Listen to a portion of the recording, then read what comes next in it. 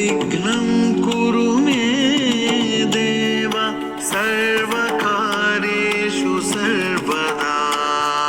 वक्रतुण्ड महाकाय सूर्यकोटि समप्रभा निर्विघ्नं कुरु मे देव सर्वकार्येषु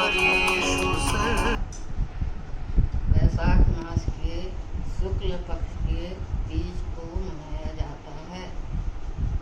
ये हिंदुओं का त्योहार है। इस दिन अन्नपूर्णा माँ का जन्म हुआ था। गंगा जी अवतरित हुई थी।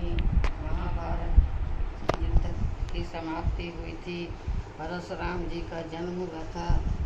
ऐसे बहुत से लोगों का जन्म हुआ था इस दिन। तो और अक्षय तृतीया के दिन शुभ काम मुहूर्त में ही देखा जाता है। कोई भी काम करना है तो कर सकते। खेती का, किसानी का, सोना चांदी लेना है, और क्या कहते हैं, शादी करना है, पितरों का पिंडदान भी करना है। जो करना है सब आज के दिन बिना मुहूर्त देखे कर सकते हैं। अक्षय तृतीया के दिन पुत्र पुत्री की शादी क्यों की और जाती है? अक्षय तृतीया के दिन गुड्डा गुड्डी की शादी करते हैं। इसलिए करते हैं कि क्या कहते हैं, कोई शुभ काम अपने घर में होना चाहिए अपने घर में, तो इसलिए गुड्डा गुड्डी की शादी करते हैं। किसी के घर कन्या नहीं है, उन लोग भी आज के दिन गुड्डा गुड्डी की शादी कर सकते हैं। और जिनके घर कन्या है तो वो कन्या लोग गुड्डा गुड्डी बना के उनकी शादी करते हैं धूमधाम से। उनके घर की सब कुछ तैयारी करवाते हैं बच्चों को शादी करने के लिए, रीति रिवाज सिखाने के लिए। ऐसा ऐसा होता है अपने घरों में। और एक कहानी सुना दीजिए अक्षय तृतीया से जुड़ी हुई, जो अभी आपने सुनाई थी। बड़ सावित्री की कहानी सुना दीजिए। हाँ, एक बड़ सावित्री में जो शादी हुई थी वो भी अक्षय तृतीया के दिन ही हुई थी ना? बड़ सावित्री की जो सत्यवान सावित्री की शादी हुई थी वो अक्षय तृतीया की हुई थी। वो क्या कहते हैं, बट सत्यवान और सावित्री की कहानी सुना रही है। सत्यवान एक पंडित जी के लड़का थे। उन लोग 7 भाई थे। और इधर वो बुढ़िया क्या करती थी, रोज खाना बनाती थी। और खाना बना के जब पहले पसा के भात बनाते थे ऐसे करके, तो गरम गरम पेज निकलता था ना, उसको एक बिल में डाल देते। वहाँ नागिन रहते थे। नागिन किससे से जल जाता तो नागिन बहुत गुस्सा होती थी मन में, इसको देखना भी जैसे हमारे हमको जला रही वैसे हम इन लोग को जला करते। तो क्या करी, जब लड़का लोग शादी लायक हो गए, बड़े लड़के की शादी करी थी, बड़े लड़के की बारात गई, शादी वादी सब धूमधाम से हो गई। लौट के आ रहे थे तो सब बड़ा झाड़ रहता है खूब बड़ा, वही जब पहले आराम करते थे वहाँ बैठ के, सब कोई आराम कर रहे थे। और लड़का सो गया।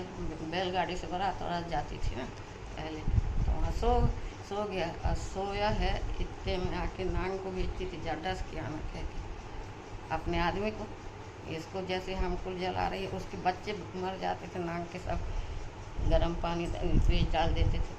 तो वो चिढ़ गई थी, तो बोले कि इसको भी ऐसे हमारे जैसे बनाना कह के। अब वो उधर से कि जब डस की ओर चला जाता था, और इन लोग जब लड़का को देखते थे, बहू भी बेचारी वहीं बड़ के नीचे रहती थी, तो जब देखते थे लड़का ख़त्म हो गया तो बहू को उसकी माँ के पहुँचा देते। तो खाली बारात लौट के चले जाती थी अपने घर, और वहाँ रोना पीटना सब कुछ करते थे कि भगवान लड़का की शादी भी नहीं, शादी हुई और बहू भी नहीं आई और लड़का मर गया। ऐसे कर कहते 6 लड़का ख़त्म हो गए।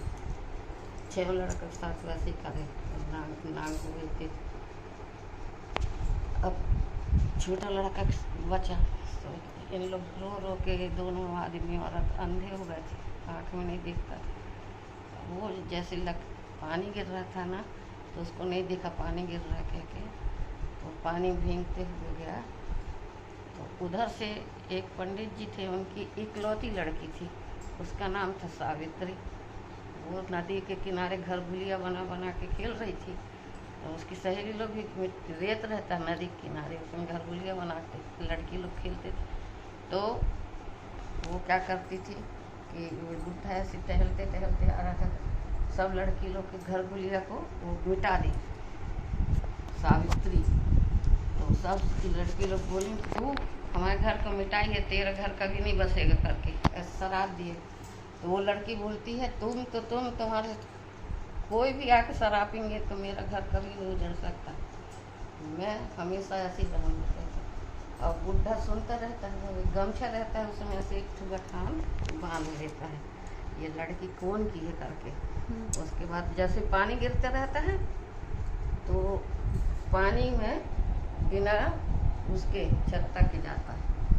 ये जो लड़की लोग हंसती है तो बुढ़ा को तो देखो पानी गिर रहा, छत्ता नहीं लगाया है, हाथ में छत्ता रखा है कहते। तो वो लड़की बोलती है उनको अच्छा लग रहा होगा पानी में इसलिए नहीं लगाए हैं।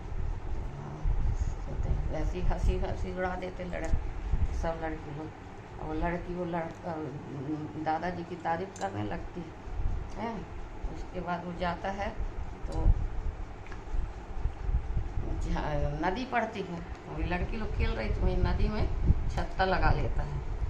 और ये पागल ही है बोले सब बुढ़ा, पूरा पानी गिर रहा था तो छत्ता नहीं लगाया था, धूप में भी छत्ता नहीं लगाया था, और पानी के अंदर छत्ता लगाया है, पूरा पागल है। तो बोले पागल नहीं है, कहीं चिड़िया विड़िया को ऊपर से कुछ कर दी करके वो नहीं लगाया है। तो बोले ये लड़की तो भैया बहुत अच्छी है, कौन की लड़की है। अब नदी को पार जाता है वहीं तो खेल रही थी लड़की लोग, जूता पहना रहता है ना तो जूता को उतार देता है, तो गिट्टी विट्टी में सब ऐसे ही पैर रखता है। अरे यार ये बुढ़ा तो बिल्कुल ही हो गया, इसको ना जूता पहना पानी में, और जहाँ जूता नहीं पहनना था वहाँ जूता पहना, जहाँ पहनना था वहाँ नहीं पहना। तो बोले कि वो जहाँ जान के नहीं पहना। और उन लोग लड़की लोग उससे चिढ़ जाती हैं, ज़बरदस्ती बुढ़ा की तारीफ कर रही करके तब से हो गए। बोले तुम तो मैं मेरे अड़ोस पड़ोस के लोग कभी वो नहीं होंगे, मतलब सब सुखी रहेंगे, सबके आदमी रहेंगे, सब सुहागिन रहेंगे कहते। वो बुढ़ा के लड़की के पास आता है, बेटा तुम कौन हो करके, छोटी सी लड़की रहती 13-14 साल की, तुम कौन हो और किसकी लड़की हो। तो वो लड़की बोलती है अपने पिताजी का नाम बताती, और अपने पिताजी की जल्दी पिताजी का नाम बताती है कि मैं उनकी लड़की हूँ कहके। तो उनको बहुत जम के प्यास लगी, तो बोले चलो हमारे घर, अपने घर ले जाती है।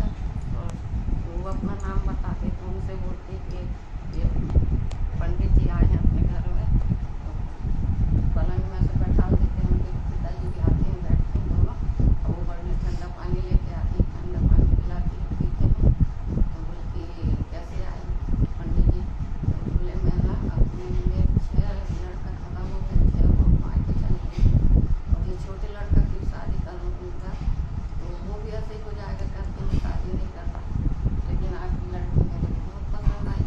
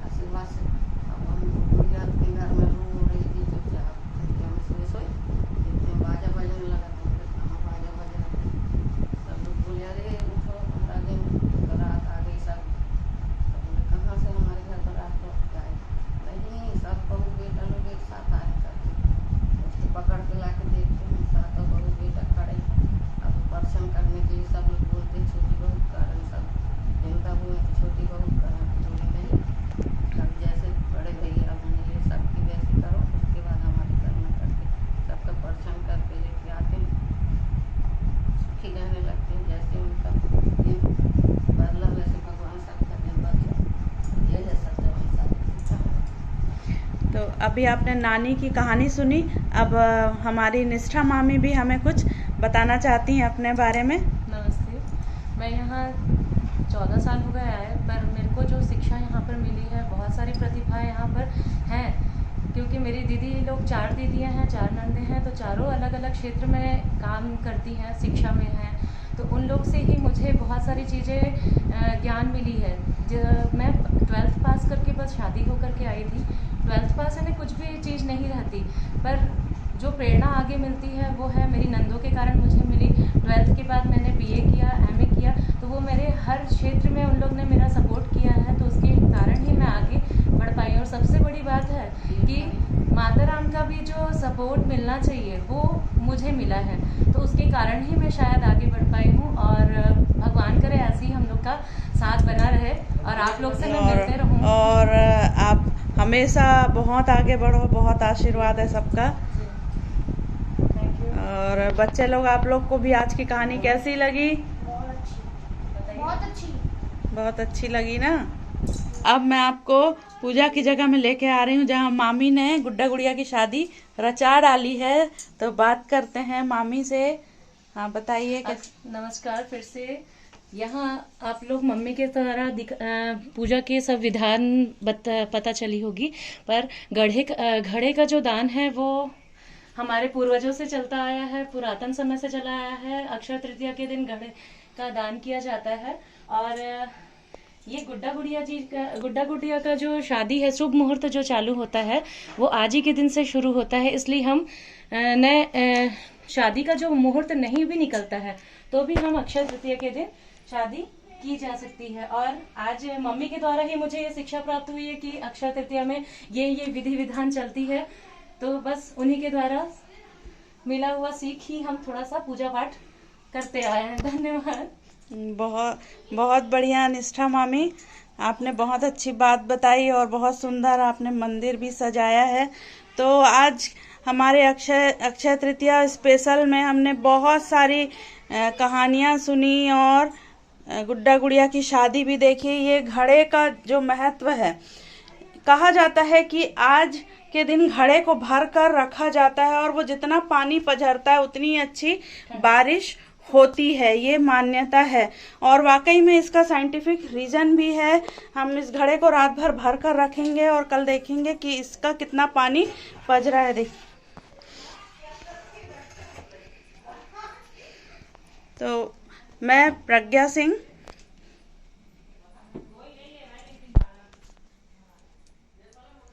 आप सभी को नमस्कार।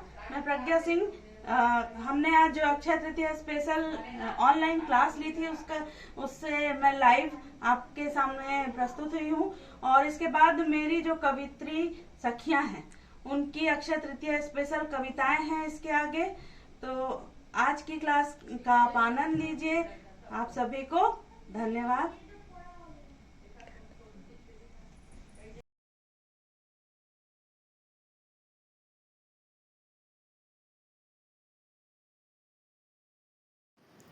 नमस्कार। आज अक्षय तृतीया के शुभ दिवस पर आपके सामने मेरी एक स्वरचित कविता प्रस्तुत है।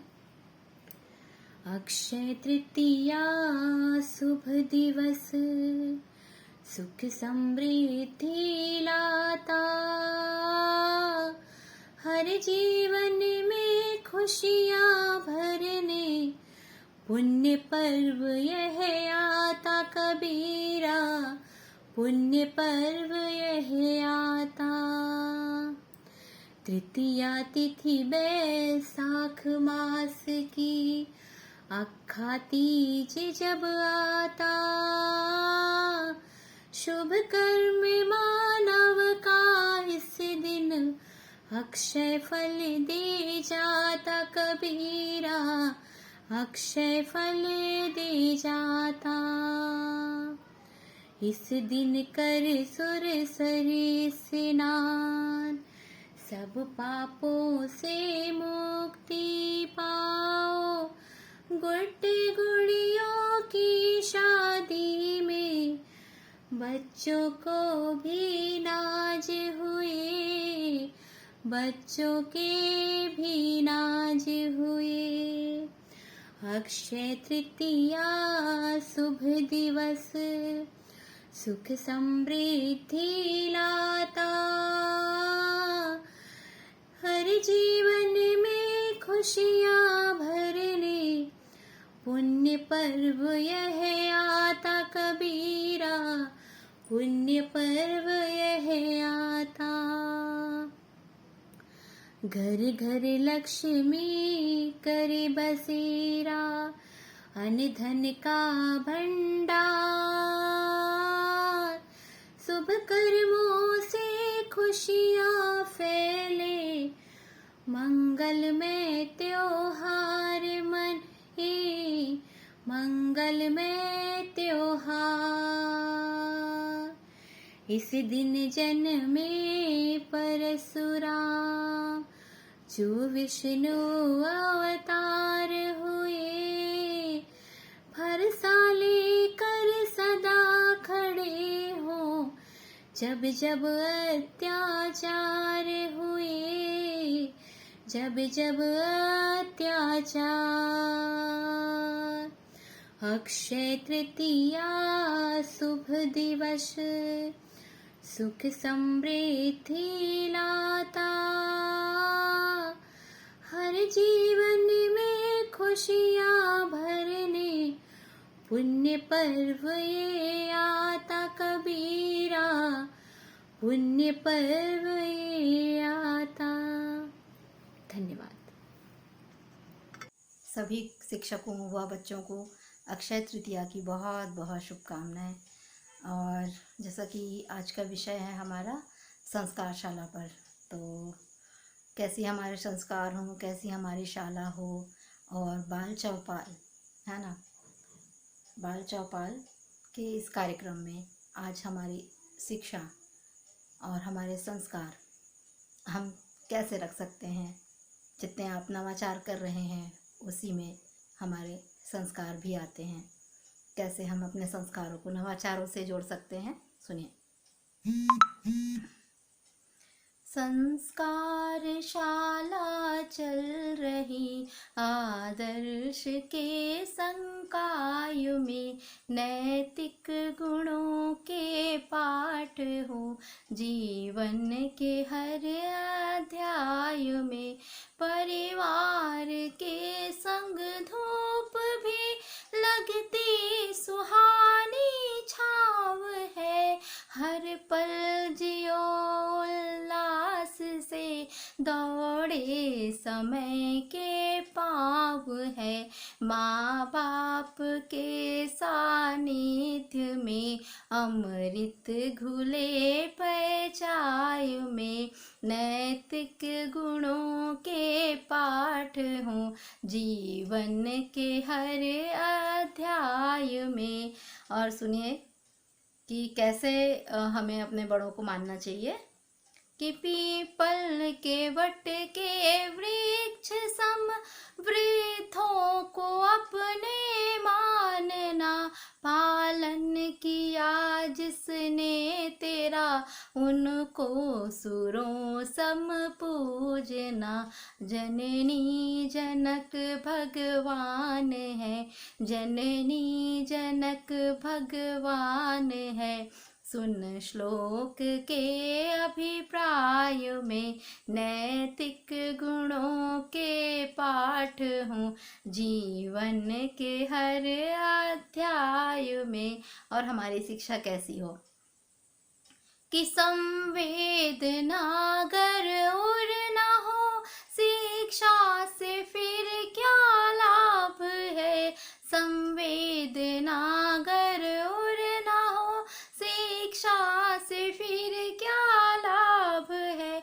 नैतिकता पूरित मन बसु, नैतिकता पूरित मन बसु, और मन गगन अरुणाभ है। जब मूल्य रस बरसे नयन, तब स्नेह हो समुदाय में।